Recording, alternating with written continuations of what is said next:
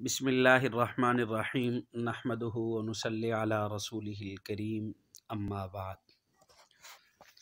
احباب، یہ آج ہمارا تخصص فی الفقہ کورس کا دوسرا سبق ہے، اور ہمارے اس دوسرے سبق کا جو عنوان ہے وہ تخصص فی الفقہ کی اہمیت، مقصد اور چند گزارشات۔ تخصص فی الفقہ کی اہمیت، مقصد اور چند گزارشات۔ علم فقہ کی اہمیت۔ دینی مدارس میں پڑھائے جانے والے درس نظامی کے نصاب میں ایک علم فقہ ہے۔ ابتدا سے لے کر اب تک درس نظامی کے نصاب پر گزرے ہوئے ادوار میں سے کوئی بھی دور ایسا نہیں ہے کہ جس میں علم فقہ کی کتابیں داخل نصاب نہ ہوں۔ اگرچہ مختلف وجوہ کے پیش نظر فقہ کی کتابوں میں تبدیلی ہوتی رہی ہے، جیسا کہ دیگر علوموں کی کتب کے اندر ہوتی رہتی ہے، البتہ علم فقہ کی مطلق کتابیں داخل نصاب رہی ہیں، اور اس کی وجہ صرف اور صرف علم فقہ کا بڑا اہمیت کا حامل ہونا ہے، کیونکہ علم فقہ میں زندگی میں پیش آنے والی ہر ممکن صورت کا حکم موجود ہے، اور پھر صرف ایک مخصوص زمانہ کے لوگوں کے ساتھ خاص نہیں، بلکہ قیامت تک آنے والے انسانوں کی زندگی میں ممکن الوقوع تمام حوادثات اور واقعات کا حکم اس علم الفقہ میں موجود ہے۔ کیونکہ یہ نبی کریم صلی اللہ علیہ وسلم کے لائے ہوئے اللہ رب العزت کے اس دین کا نچوڑ ہے جو گزشتہ، موجودہ اور آئندہ زمانے کے تمام انسانوں کے لیے ہے۔ جیسا کہ قرآن مجید میں بھی آتا ہے کہ یؤتی الحکمۃ من یشاء ومن یؤتی الحکمۃ فقد اوتی خیرا کثیرا، اور اسی طرح ایک دوسرے مقام پر بھی ہے فلولا نفر من کل فرقۃ منہم طائفۃ فلیتفقہوا فی الدین۔ تو ان کے علاوہ نبی کریم صلی اللہ علیہ وسلم کا ارشاد بھی ہے کہ من یرید اللہ بہ خیرا یفقہہ فی الدین۔ اس علم کی اہمیت کے ثبوت کے لیے تو یہ دو حدیثیں، ایک حدیث اور دو قرآن مجید کی آیات کافی ہیں، اور اسی طریقے سے حضرت عبداللہ بن عباس رضی اللہ تعالی عنہما کے لیے بھی نبی کریم صلی اللہ علیہ وسلم نے تفقہ فی الدین کی دعا فرمائی۔ تو یہ تخصص فی الفقہ اور اس کا مقصد اور اس کی اہمیت کی بنیاد پر مدارس کے اندر، جیسے میں نے ابھی پہلے سبق میں ذکر کیا ہے، مدارس میں درس نظامی کے نصاب سے فراغت کے بعد مستقل کورس کرایا جاتا ہے اسی کی اہمیت کے پیش نظر، اور اس میں باقی فقہ کے مسائل اور قواعد وغیرہ اس کورس کے اندر میں نے تفصیل بیان کی ہے، وہ سکھائی جاتی ہے۔ تو کتب فقہ میں مذکورہ مسائل میں سے بہت سارے ایسے مسائل ہیں جو بوقت تحریر تو ان کا حکم موجود تھا،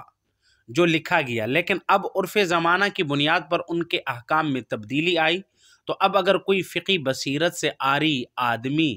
صرف کتاب میں موجود حکم معلوم کر لے اور ہمیشہ یہی بتایا کرے کہ جو کتاب میں دیکھ لیا، اگرچہ عرف میں اور حکم کی علت میں جتنی ہی بڑی تبدیلی کیوں نہ ہو گئی ہو، تو یقیناً یہ ایک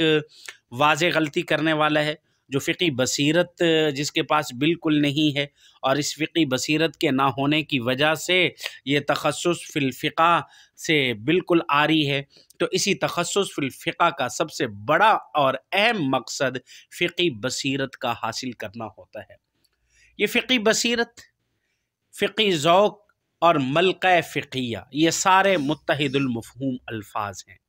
ان سب سے مراد انسان میں وہ مخفی استعداد ہے جس کی مدد سے مسئلے سے متعلق صحیح دلائل کے ذریعے مسئلے کا صحیح حکم معلوم کیا جا سکے۔ دراصل مسائل کے احکام قرآن و حدیث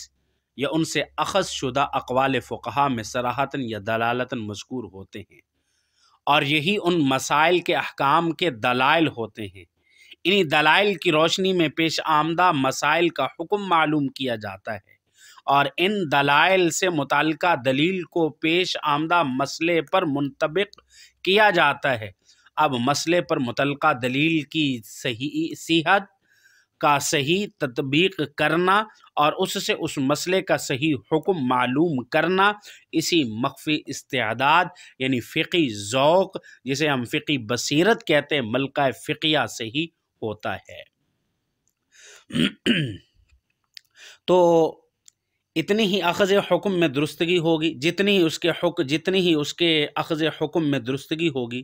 جتنی کمزوری ہوگی، اتنی ہی دلیل کے تطبیق میں غلطی اور نتیجن بیان حکم میں بھی غلطی کا امکان اتنا زیادہ بڑھتا جائے گا۔ جتنا زیادہ وہ فقیہ ہوگا، بصیرت ہوگی، اتنا زیادہ غلطی کا امکان کم ہوتا جائے گا۔ یعنی محض حفظ جزیات اور فرعیات اور ضبط اصول اور نصوص کا نام فقی بصیرت اور فقی ملکہ نہیں ہے، بلکہ ان سے برموقع صحیح استدلال اور ان کی بنیاد پر صحیح حکم کا استنباط کرنا، جس استعداد اور بیرونی قوت اور اندرونی قوت سے ہوتا ہے، اسی کا نام فقہ اور فقی بصیرت ہے۔ اور یہ قوت چونکہ ایک خدائی داد عطا ہے، نورانی عطا ہے، اس لیے امام مالک علیہ الرحمہ نے اسی کے بارے میں فرمایا ہے المصباح کے اندر، فرمایا کہ لیس الفقہ بکثرت المسائل ولکن فقہ نور یؤتیہ اللہ من یشاء من خلقہ۔ اور اسی طریقے سے حضرت تھانوی نور اللہ مرقدہ بھی اپنی کتاب تحفۃ العلماء میں لکھتے ہیں، تفقہ فی الدین تو اور چیز ہے، اگر وہ صرف الفاظ کا سمجھنا ہوتا تو کفار بھی تو الفاظ سمجھتے تھے، وہ بھی فقیہ ہوتے اور اہل خیر ہوتے۔ تفقہ فی الدین یہ ہے کہ الفاظ کے ساتھ دین کی حقیقت کی پوری معرفت ہو۔ اور اسی طرح تحفۃ العلماء میں حضرت تھانوی نور اللہ مرقدہ ایک اور جگہ پر فرماتے ہیں کہ کتابوں کے پڑھ لینے کا نام فقہ نہیں، فقہ ایک نور ہے جو فقیہ کے دل میں ہوتا ہے، جس کی برکت سے اس کو دین کی سمجھ حاصل ہوتی ہے، اور اس نور کو حق تعالی شانہ جب چاہیں سلب کر لیں، اور وہ کسی کے اختیار میں نہیں۔ اب تم لاکھ کتابیں پڑھتے اور پڑھاتے رہو، مگر چون چراں جیسے بھی کرتے رہو، دین کی سمجھ نہیں ہے تو فقیہ نہیں ہو سکتے۔ اس کی مثال حضرت تھانوی نور اللہ مرقدہ نے ایک واقعے کے ذریعے سے دی ہے۔ فرماتے ہیں کہ ایک غیر مقلد نے مجھ سے ٹرین کے اندر ایک سوال پوچھا۔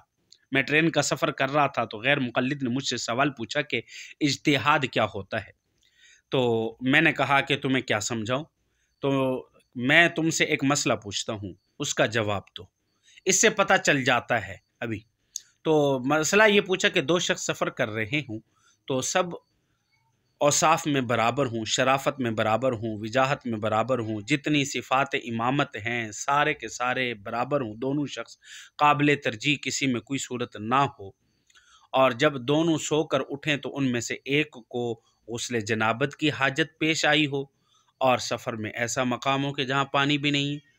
تو نماز کا وقت بھی آ گیا، تو دونوں نے تیمم کیا، یعنی ایک نے غسل کا تیمم کیا اور دوسرے نے وضو کا تیمم کیا۔ تو بتاؤ اس صورت میں امامت کے لیے دونوں میں سے کون زیادہ مستحق ہوگا، کون زیادہ افضل ہوگا؟ تو غیر مقلد نے فوراً جواب دیا کہ جس نے وضو کا تیمم کیا ہے وہ زیادہ مستحق ہوگا، کیونکہ اس کو حد سے اصغر تھا اور دوسرے کو حد سے اکبر تھا، اور پاکی دونوں کو یکساں حاصل ہے، مگر ناپاکی ایک ہی بڑی ہوتی ہے، اور حد سے اصغر کی پاکی یہ زیادہ قوی اور زیادہ قوی نہیں ہے۔ تو اس وجہ سے فرمایا کہ جو شخص حد سے اصغر لاحق ہوا ہے اس کی جو پاکی ہے وہ زیادہ قوی نہیں ہے، تو جو حد سے اکبر لاحق ہوا ہے اس کی پاکی قوی ہے، تو اس وجہ سے اس کو ہی حاصل ہوگا۔ اب ذرا ایک بات یہ سمجھے، جب اس نے یہ جواب دیا تو حضرت تھانوی نور اللہ مرقدہ نے فرمایا کہ دیکھیں ایسا نہیں ہے، بلکہ جس شخص نے غسل جنابت کیا ہے، غسل جنابت کا تیمم کیا ہے، اس شخص کو بہتر ہے، افضل ہے امام بنانا۔ کیوں؟ اس لیے کہ بھئی اس کی جو پاکی ہے وہ زیادہ پاکی ہے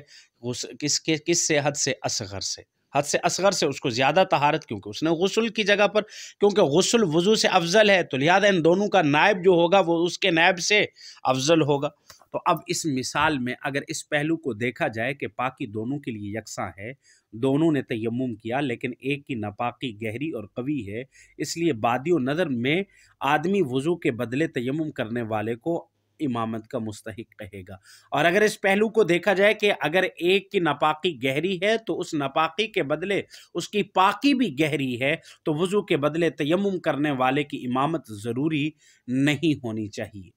تو اب یہ جو سارا ذہن ہے، یہ ترجیح ہے، اس کی طرف ذہن جو جاتا ہے، یہ فقی نظر ہے اور یہ استعداد کا نتیجہ ہے، جو ایک استعداد اللہ رب العزت کی طرف سے عطا ہے۔ تو اس وجہ سے فرمایا کہ یہ تخصص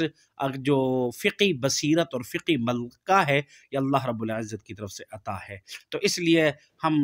آج اللہ رب العزت سے یہ بھی دعا کرتے ہیں کہ حاضرین مجلس میں سے اور ہمارے اس کورس کے تمام طالبات کو اللہ رب العزت فقی بصیرت عطا فرمائے، اور اللہ رب العزت ان کو یہ نور اطلاعی عطا فرمائے کہ جس کی مدد سے ان کے دل و دماغ کے اندر فقہ کی بصیرت پیدا ہو اور وہ استعداد پیدا ہو کہ جس کے ساتھ صحیح طریقے سے مسائل اخذ کرنے کا مادہ آپ تمام حضرات میں پیدا ہو۔ وآخر دعوانا الحمد للہ رب العالمین۔